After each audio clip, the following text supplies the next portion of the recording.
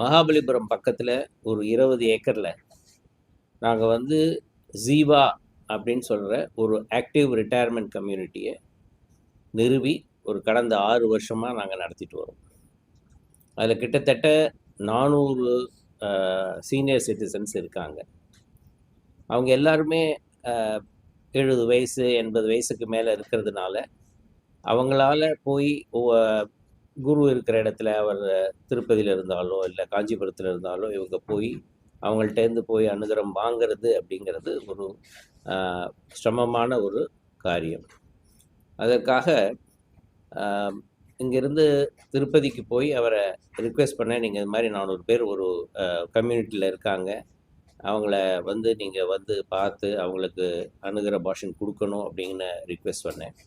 அவர் சொன்னார், இது மாதிரி நவராத்திரிக்கு முடிஞ்ச அடுத்த நாள் வரேன் அப்படின்னு சொல்லிட்டு கரெக்டாக 3ஆம் தேதி அக்டோபர் வந்தார். அவர் வந்தது பொழுது அவருக்கு வந்து பூர்ண கும்பம் கொடுத்து ஒரு சிறப்பான வரவேற்பு கொடுத்தோம். வேத விற்பனர்கள் வந்து வேத கோஷம் முழங்க அவரை வரவேற்றோம். அந்த 400 சீனியர் சிட்டிசன்ஸும் அதை தவிர ஒரு 200 பேர் அவங்கள கவனிச்சிக்கிறதுக்காக இருக்காங்க. அவங்க எல்லாருமே சேர்ந்து நீங்கள் அந்த வீடியோவில் கூட பார்த்துருப்பீங்க. அவங்க அவ்வளோ அழகாக அவருக்கு ஜெய ஜெயசங்கர ஹரஹர சங்கரன்னு சொல்லி அவங்கள ஒரு ரொம்ப அழகான ஒரு ப்ரொசஷனில் லீட் பண்ணி அழைச்சிட்டு வந்தாங்க. அதை முடிச்சுட்டு அவரை நேராக வந்து அங்கே உள்ள சிவா விஷ்ணு ஆலயத்துக்கு அழைச்சிட்டு வந்தோம். இந்த சிவா விஷ்ணு ஆலயத்தில் ஒரு 5 சன்னதிகள் இருக்குது. பெருமாள் சன்னதியும் இருக்குது, சிவன் சன்னதியும் இருக்குது. எல்லா சன்னதி உள்ளேயும் அவர் போய் அவர் கையால் வந்து ஆர்த்தி எடுத்து சாமியை வணங்கினார். அது வணங்கிட்டு அவர் கோயிலை விட்டு வெளியில் வரும்பொழுது அங்கே வந்து ஒரு கிட்டத்தட்ட ஒரு 200 பெண்கள் அங்கே அந்த கோயில் வாசலில் கூடியிருந்தாங்க. அவங்க வந்து எல்லாரும் ஒரே மாதிரி சீருடை அணிஞ்சு புடவை கட்டி நின்றுருந்தாங்க. அதை பார்த்து அவருக்கு ஒரு பிரமிப்பு. அவங்க எல்லாரும் வந்து நெத்தியில் திலகமும் கையில் வளையலும் காலில் கொலுசும் கையில் மற்றும் நெட்டி இதெல்லாம் அணிஞ்சு ஒரு பாரதிய பண்பாடு முறையில் அவங்க எல்லாரும் இருந்தாங்க. அதை பார்த்துட்டு அவர் கேட்டார், இவங்க எல்லாம் யார் அப்படின்னு. அதுக்கு நாங்கள் சொன்னோம், இந்த 400 பேர் இங்கே வயசானவங்க இருக்காங்க, இவங்களை கவனிச்சிக்கக்கூடிய housekeeping staff and caretakers தான் இவங்க அப்படின்னு. இவங்க எங்கேருந்து வராங்க அப்படின்னு ரொம்ப அனுசரணையோடு கேட்டார். அதுக்கு நான் சொன்னேன், இது மாதிரி இவங்க எல்லாரும் இங்கே பக்கத்தில் இருக்கிற வில்லேஜஸ்லேருந்து தான் வராங்க அப்படின்னு. ஸோ இதுதான் ரொம்ப சிறப்பான அமைப்பு, இப்படி தான் வந்து இன்க்ளூசிவ் க்ரோத் இருக்கணும் அப்படிங்கிற விஷயத்தை அவர் சொன்னார். அதாவது ஒரு சிட்டி உள்ள வந்து ஒரு பொல்யூஷன் நிறைந்த இடத்துல, இடம் ஃப்ரீயாக இல்லாத இடத்துல இந்த வயசானவங்களை பார்க்குறத விட சிட்டியை விட்டு கொஞ்சம் வெளியில் வந்து அந்த இடத்துல வந்து அவங்களுக்கு ஒரு நிறையா ஓப்பன் ஸ்பேஸ், நிறையா ஒரு பொல்யூஷன் ஃப்ரீ ஏர், க்ளீன் வாட்டர், நிறைய க்ரீனரி, நடக்கக்கூடிய இடங்கள், இது மாதிரியான ஒரு சூழ்நிலையில் அவங்கள இங்கே கொண்டு வர்றது தான் நல்லது. இது மாத்திரம் இல்லை, இப்போ இவங்களை கவனிச்சிக்கிறதுக்கு 200 பேரை நீங்கள் வேலையில் அமர்த்திருக்கீங்க. இப்போ நீங்கள் இருக்கிற இடம் பூஞ்சேரிங்கிற இடம், அதை சுற்றி உள்ள இந்த வில்லேஜஸில் ஒரு 200 பேர் வாழ்வாதாரத்துக்கு நீங்கள் ஒரு அடிப்படையாக ஏற்பாடுகள் பண்ணியிருக்கீங்க. அது ஒரு பெரிய வரவேற்கத்தக்க ஒரு விஷயம் அப்படின்னு சொல்லி அவருடைய பாதுகையை அந்த எல்லா லேடிஸுக்கும் அனுப்பிச்சி வச்சு அவங்க எல்லாரும் அதை தொட்டு வணங்குற மாதிரியான ஒரு ஏற்பாடு பண்ணார். அது ரொம்ப சிறப்பாக இருந்தது. அந்த இன்ஃபேக்ட் அங்கே வந்தது வந்து இந்த சீனியர் சிட்டிசன்ஸுக்கு, ஆனால் அவர் முக்கியத்துவம் கொடுத்தது வந்து அந்த இருந்த ஒரு 200 பேர் அந்த வில்லேஜர்ஸ், அவங்களுக்கு தான் அவர் அதிக முக்கியத்துவம் அன்றைக்கி கொடுத்தாரு. அதுக்கப்புறம் அவரை வந்து நாங்கள் கோஷாலாக்கு அழைச்சிட்டு போனோம். அங்கே ஒரு 3 ஏக்கரில் நாங்கள் ஒரு 150 நாட்டு பசு வச்சு பராமரிச்சிட்ருக்கோம். இதுவும் ஒரு 6 வருஷமாக அங்கே பராமரிக்கிறோம். அந்த நாட்டு பசு பார்த்த உடனே அவர் கேட்டார், இந்த பசுக்கள்னால் கருத்தரிக்கிறது எப்படி, நீங்கள் வந்து இன்ஜெக்ஷன் போடுறீங்களா எப்படின்னு. இல்லை, நாங்கள் வந்து நேச்சுரல் மெத்தடில் தான் இன செயற்கை தான் பண்ணுறோமே வழிய இன்ஜெக்ஷன் மெத்தட் பண்ணுறது இல்லைன்னு சொல்லி அதை கேட்டதுக்கப்புறம் சந்தோஷமானார். அதுக்கு என்னென்ன உணவுகள் கொடுக்குறோம் அப்படிங்கிறதையும் அவர் ரொம்ப உன்னிப்பாக கேட்டு தெரிஞ்சிட்டார். நாங்கள் சொன்னோம், அங்கே ஒரு 5 ஏக்கரில் ஒரு இடத்துல வந்து நாங்கள் அந்த புல் வளர்க்குறோம், அந்த புல் தான் நாங்கள் அதுக்கு கொடுக்குறோம்.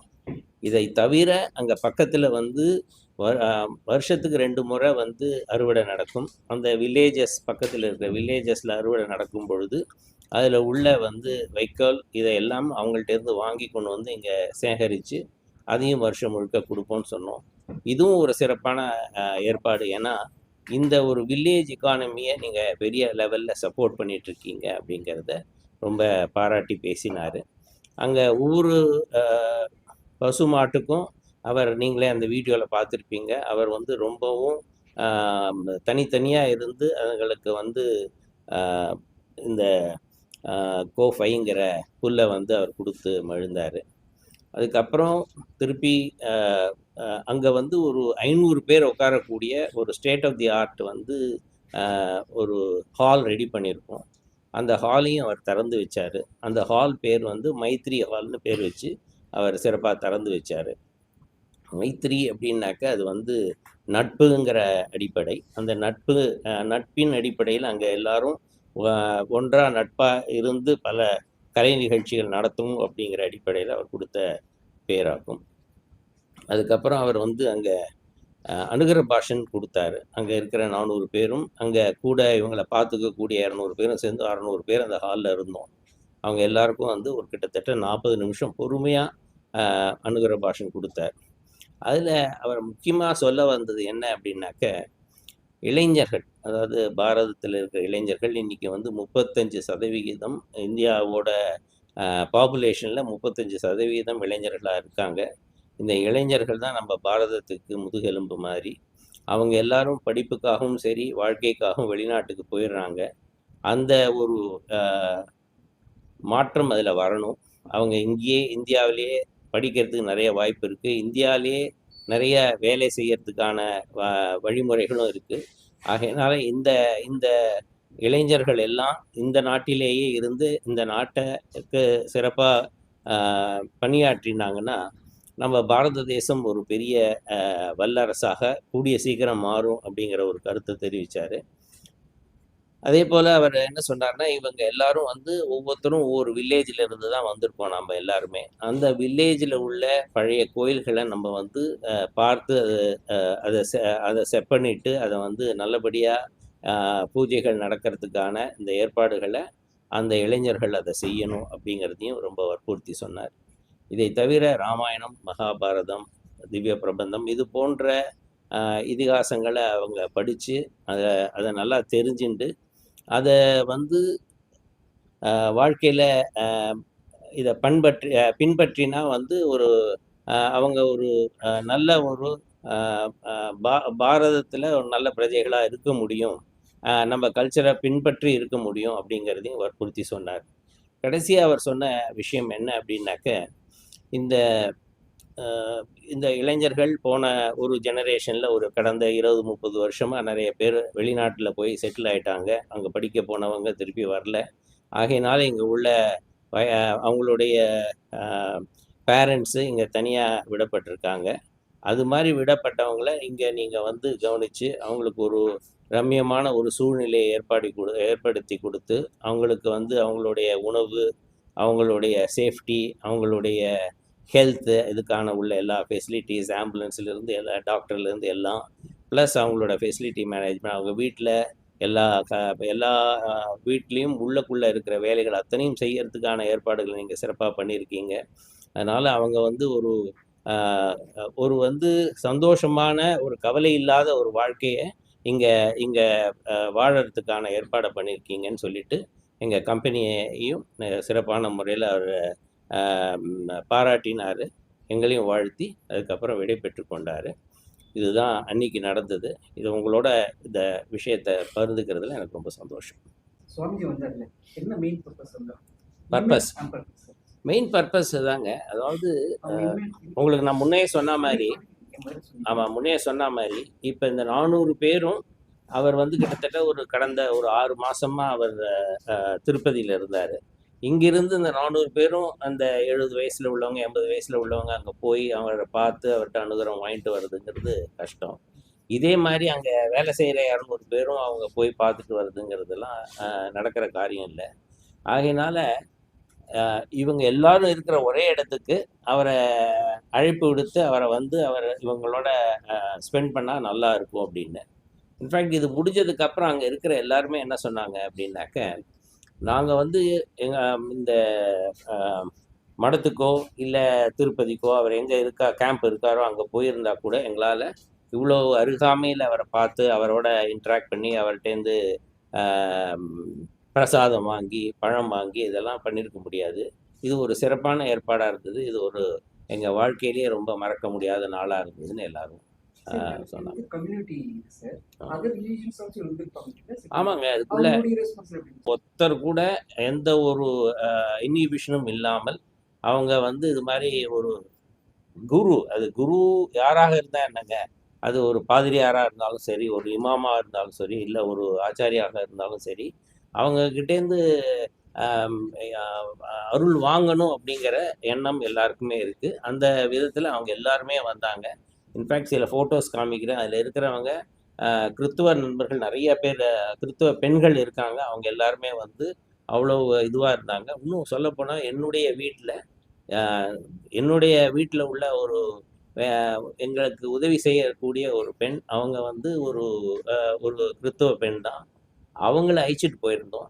அவங்க வந்து அடுத்த நாள் எனக்கு சொன்னது என்னன்னா, "இது வந்து என்னுடைய வாழ்க்கையில ரொம்ப சிறந்த நாள்.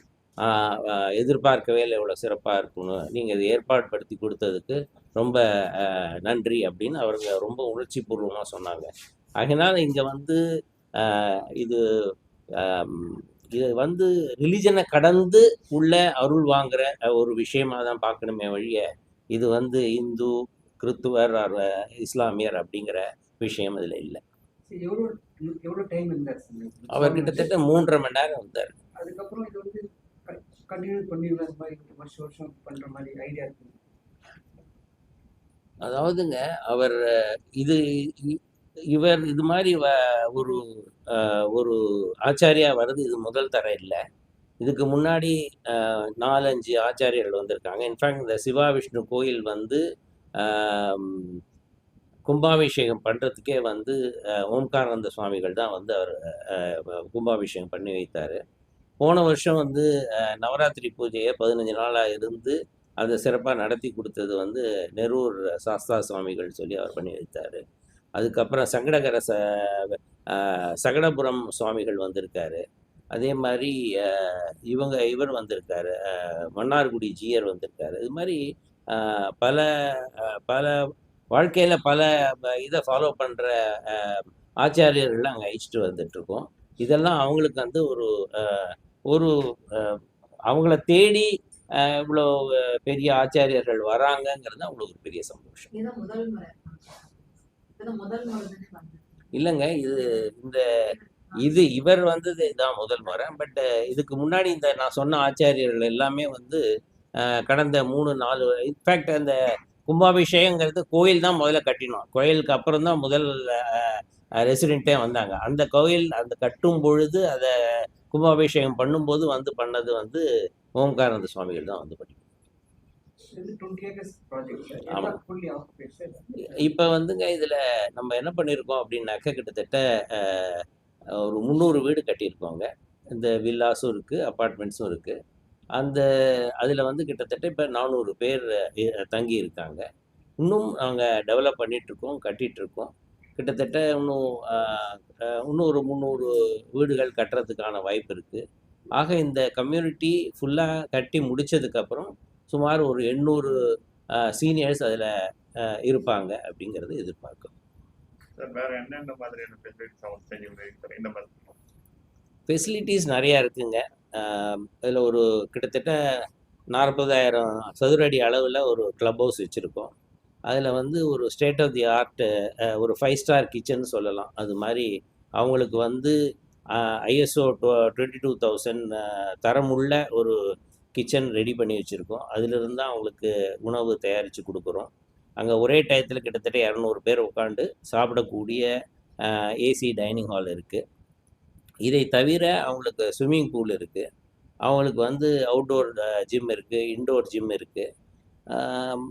இன்னும் சொல்ல போனாக்கா அவங்க வந்து கேம்ஸ் விளையாடுறதுக்கு கேரம், செஸ் இது மாதிரி கேம்ஸ் விளையாடுறதுக்கு லைப்ரரி இருக்குது.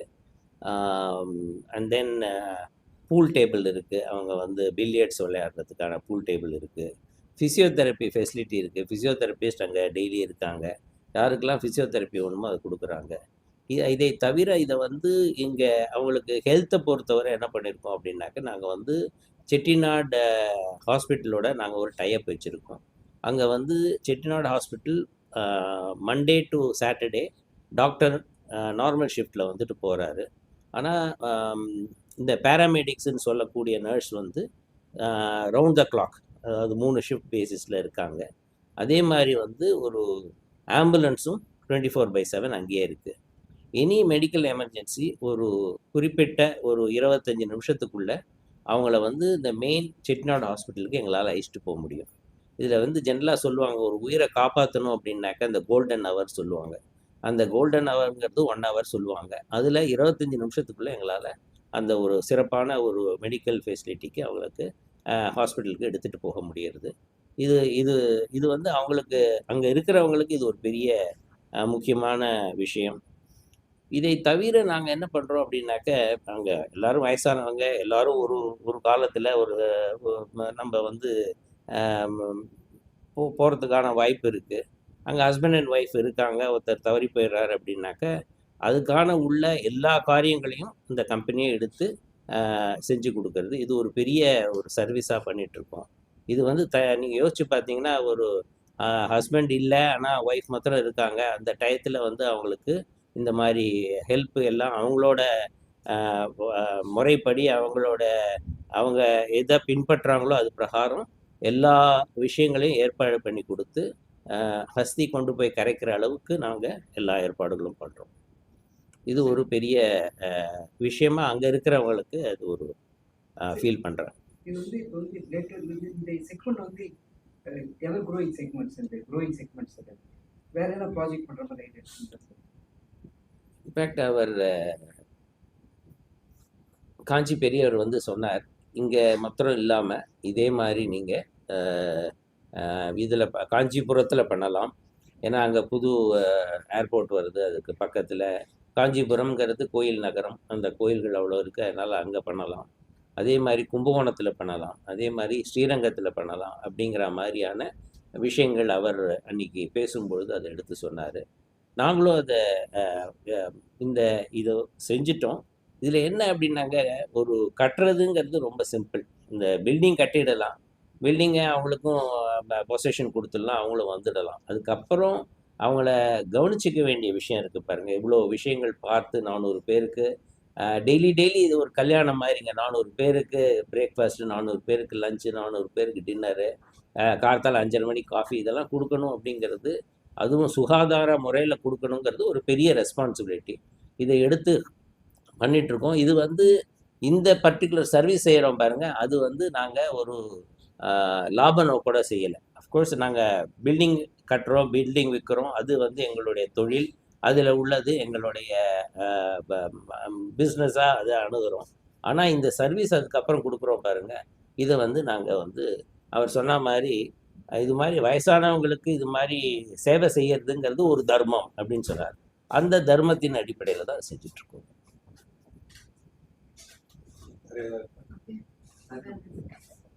Thank you, sir. தேங்க்யூ.